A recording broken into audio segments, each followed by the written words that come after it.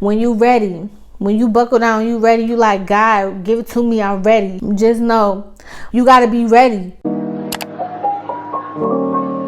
Hey y'all, welcome back. My name is Gabby. If you're new here, and over here I talk about spirituality, self-improvement, lifestyle, and happiness. First of all, I just want to say thank y'all so much for all the love and the positivity and the good word, all of that y'all have really been putting into my comments. I really appreciate it, because like y'all really be having me about to tear up, for real. I really don't like to babble too much at the beginning of my video, so we're gonna go ahead and slide into it, you know what I'm saying? And I'll give y'all a couple updates along the way. Today's video is really about getting ready to receive. At this point, I've mentioned, ooh guys, I was about to say maybe a month ago, but it's probably been like 2 months ago in March when I talked about being ready to receive.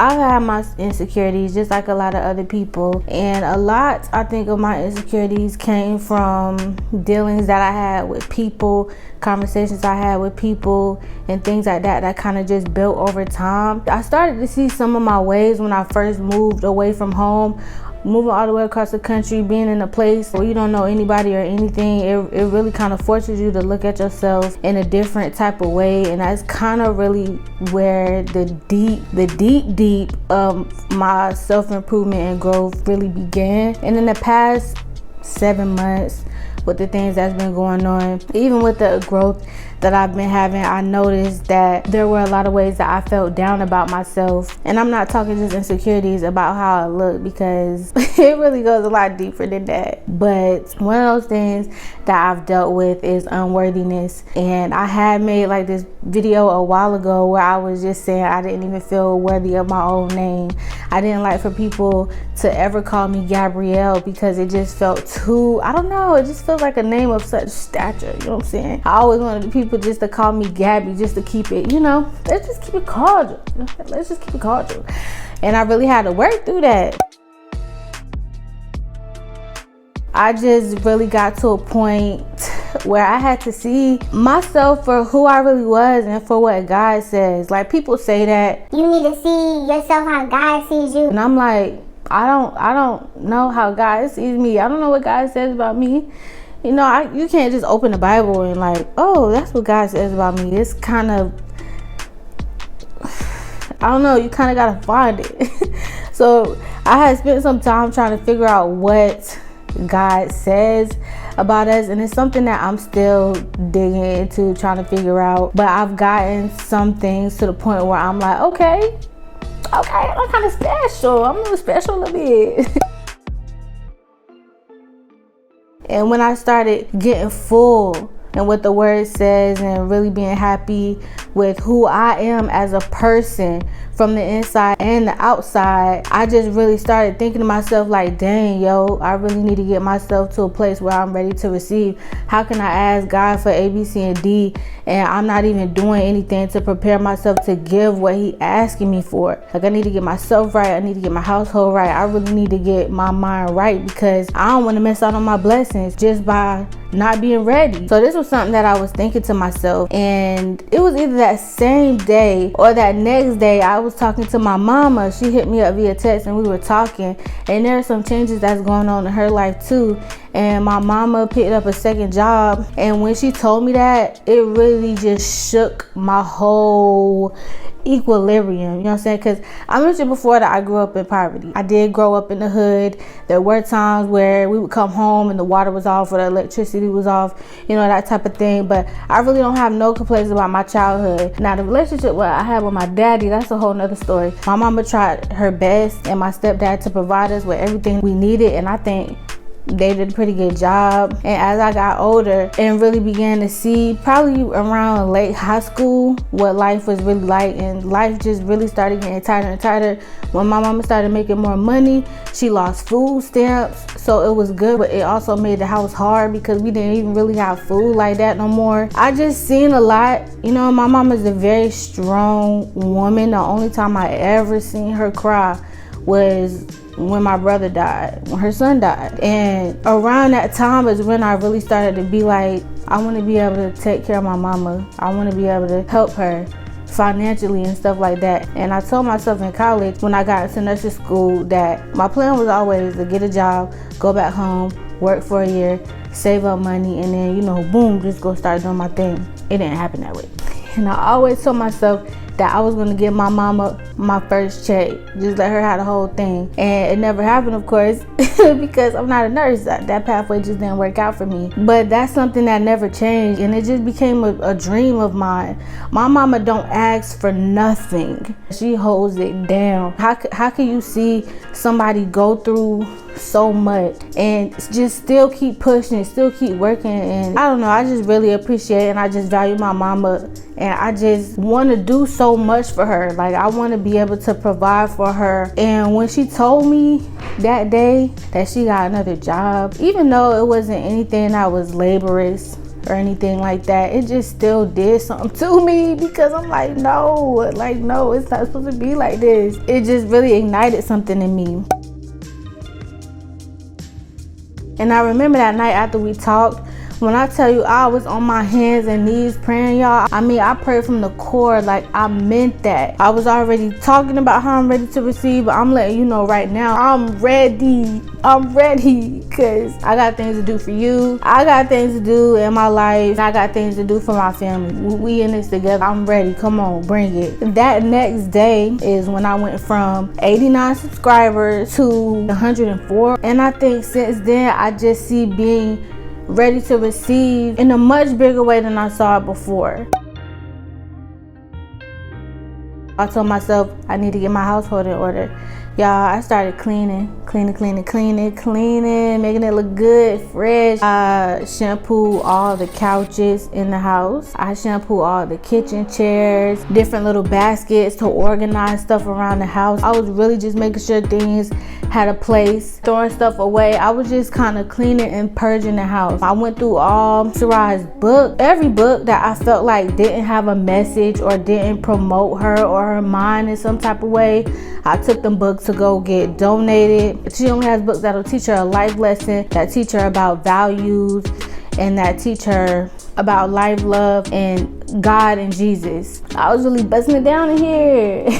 And then the time came for me to go get my car fixed. I was looking at about a full 5K fix. I took my car to this place, y'all, they only charged me $1,100. What? They only charged me $1,100, and that is plus something else that I wasn't even going to get done. It's been a month and a half. My car has been driving really well. I mean, God is so good. He really gave me the funds that I needed to be able to pay for that to get done. My car has been riding smooth. It hasn't had any issues. So the way life was, you know, jigging, I felt like, okay, Gabby, you doing this. You getting your house in order. You getting your mind in order, you get your spirit in alignment, and then boom. I was helping someone edit a book. I took on more than what I thought it was, so I got slowed down with what I was doing personally a lot, because the book kind of took over my life. Because first of all, I had to read it, and then I had to edit through the whole thing. Finally, when I got done with that, some shifting started happening in my relationship, and I may get into that a little more.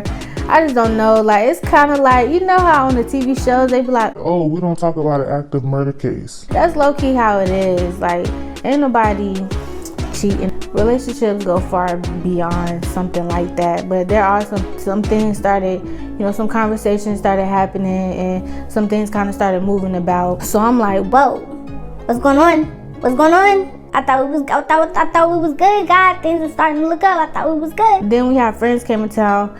Dope week. We spent a lot of time in Seattle. We spent a little bit of time in Tacoma. Like, it was really fun. I don't know if it's just me or what, but this area is really hard to make friends, and people really be on some other stuff. I don't know. Don't just be weird. But then literally the day after they left, I had a doctor's appointment, and that resulted in me being in the hospital for a week. But today is Monday.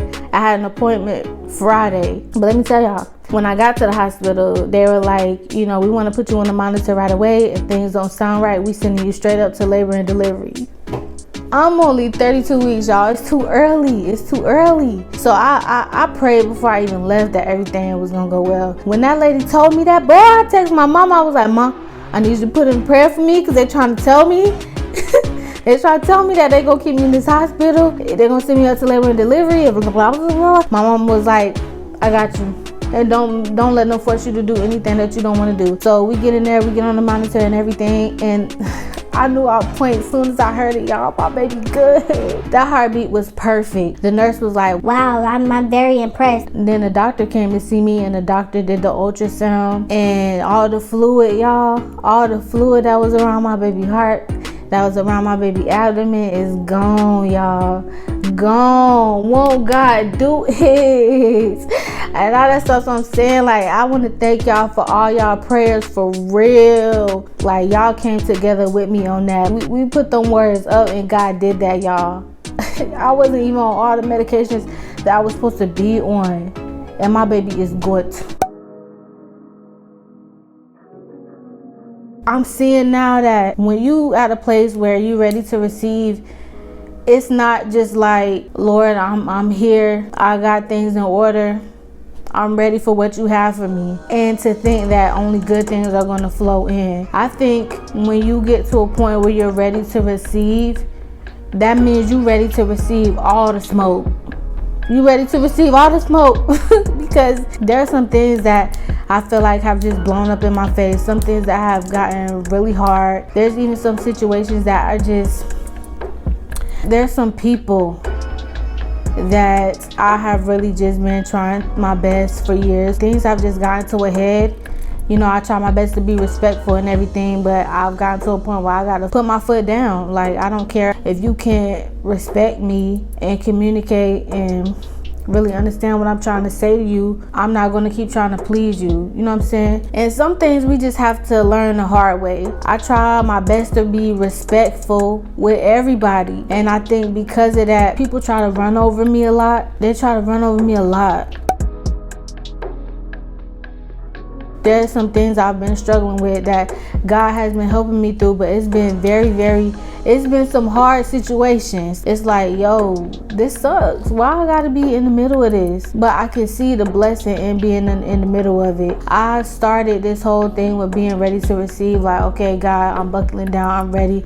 Let me get myself in line. Let me get myself in order so that you can give me what you have for me.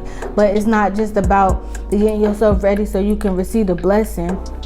It's getting yourself ready so you can receive the test too.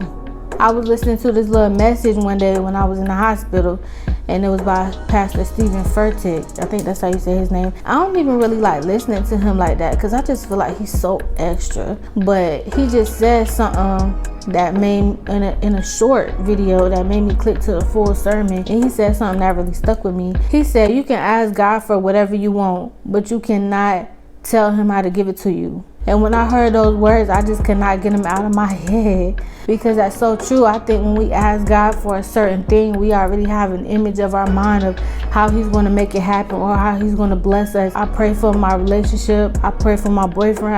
I pray for my child. I pray for myself, my growth and my healing, for him to help me grow and be strong in myself, for my family.